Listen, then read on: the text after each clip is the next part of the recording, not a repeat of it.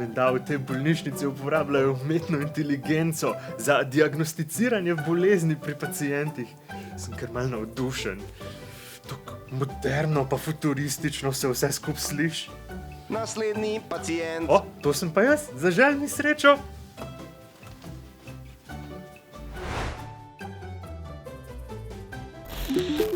Dober dan, jaz sem doktor Čvekbot in sem dežurni zdravnik. Kako vam lahko pomagam?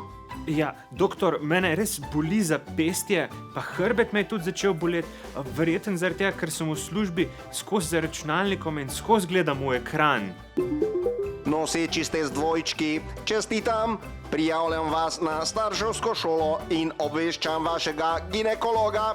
Kaj? Jaz sploh nimam ginekologa. Dodeljujem vam ginekologa. Naslednji pacient. Joj, veste, že par dni me zvija v želodcu, tuk mi je neprijetno, kot da bi kaj takega pojedla. Imate zlomljeno nogo. Tiskam napotnico za operacijo in rehabilitacijo. Kaj? Mene trebuh boli, moja noga je čisto v redu. Naslednji pacient. Pol pa danes sem nad mojim kolesarjenjem.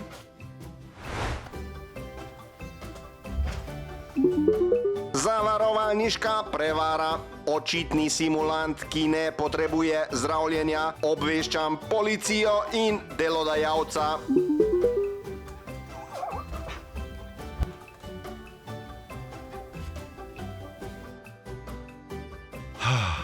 Odkar uporabljamo tole umetno inteligenco, se je hitrost obdelave pacientov neverjetno povečala.